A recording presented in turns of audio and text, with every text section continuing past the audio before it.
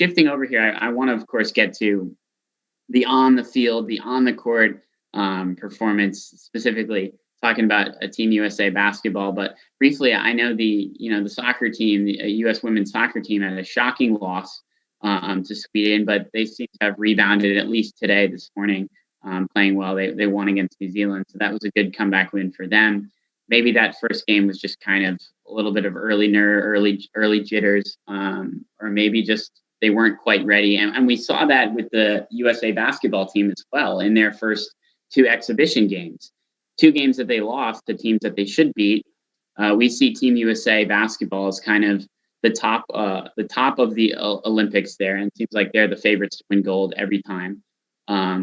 There's a bunch of different kind of reasons maybe behind those two exhibition losses. A change in head coach, is something to think about with Greg Popovich coming in after Coach K was their coach for a while. Also, just the changing scenery between, Bradley Beal and Kevin Love leaving the team, and then having players come straight from the NBA Finals to Tokyo. Brian Windhorst brought up a good point too, of the fact that in 2020 there was normally Olympic basketball teams play every year. Every summer going up to an Olympic appearance to kind of get used to playing with each other. But in 2020, they didn't have that, obviously, due to COVID. So maybe that plays into it as well. But quick, what do you think of this Olympic basketball team for Team USA? Do you think the gold medal is still kind of expected almost, despite some of the early struggles in the exhibition games? Yeah, I think the gold medal is still the US's to lose. They're still, by and large, the favorite in this tournament, despite their very uncharacteristic losses to Nigeria and Australia in the warm-ups. But this is where it all starts. France versus US, that's their first game in the group stage, and this is when it starts to count. So I think when it's all said and done, we'll look back at those two exhibition games and think, wow, we really overreacted to a team that really is about to go and maybe not dominate, but certainly show their strength in this tournament, because historically, they are the best team in the Olympics almost every year. There's been years like 2004 where they fell a little bit short.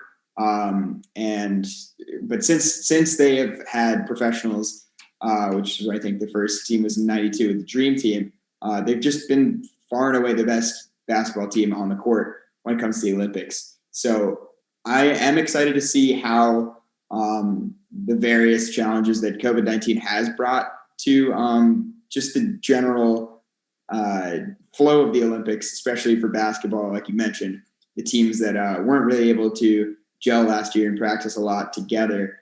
So it'll be very interesting to see how that affects the teams on the court. I think this will probably be a more even, or at least the United States is going to be a little bit brought down to earth, a little bit more than they usually are, because there's so many factors that are leading into this. They got Popovich coaching them for the first time as a head coach in the Olympics.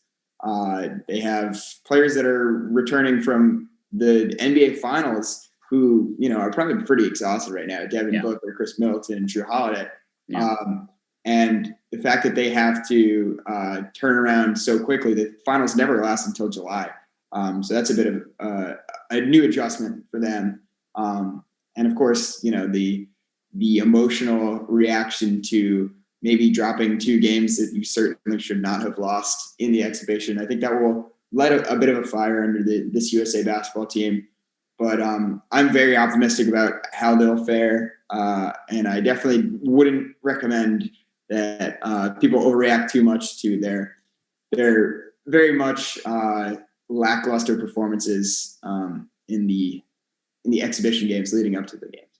Yeah, as much as NBA basketball or just basketball today is an individual game filled with plenty of stars, you still have to win as a team. And I think it's still important to have good team chemistry. And that's something that maybe just being thrown together, late adjustments in the roster, guys coming over late from the NBA Finals, that's a tough thing to deal with right away. And maybe that's another thing that plays into some of those early losses. But I agree with you. I think this is definitely Team USA's gold medal to go out and win. France is going to be an interesting test to start the year off. I mean, to start the Olympics off, because they're a pretty good team. They have some NBA players on that roster, so um, that's going to be an interesting first test for them to show if they kind of learned anything or changed from those first couple exhibition games. I think another thing to be said about real deal games under the big lights, it seems like the Olympic team will kick it maybe into another gear versus the exhibition games where maybe their heart quite isn't in it too much, especially just finishing up the season for some of those guys. So that could also play as a bigger factor. Maybe get the adrenaline going, even though there are no fans. At least the games will matter versus just being exhibition games come Olympic time. So maybe that'll play into it as well. It's certainly going to be an interesting look into Team USA basketball and what they can do this year. I think you bring up a good point, Griggs, is that I think this year the playing field is a little bit more level than it has been in years past, which is something that we're not quite used to. Which is why the two losses were such a shock in America to see Team USA basketball is way above everybody else, and it's a shock whenever they lose. So that'll be interesting to look out for. Not like we still don't expect them to win gold, but to see how it happens, it'll certainly be interesting. I don't even think that. I mean, as much as it's worrisome to see, the competition from the international side of basketball starting to catch up with the U.S., I think that's just a good sign for basketball in general, for the sports world in general, especially the NBA, because you're seeing all these international players that have really risen to the ranks of the Americans. That you have the basically the best player that we saw in the playoffs, certainly in the finals, Giannis Antetokounmpo, just won his first NBA championship, and he's from Greece. And we have plenty of international studs in the league right now: Luka Doncic, Rudy Gobert, plenty to go around. And I think it's just great to see that at least the field is being a little bit leveled, because it just makes for a more entertaining Olympics, and it makes for a much more, honestly, just a better quality of game when you get more people playing the sport from all over. It's really nice to see. Yeah, and as much as we want to see Team USA win gold, we want to see other teams compete well with them as well. And that's something that's good for the game of the NBA basketball as well down the road.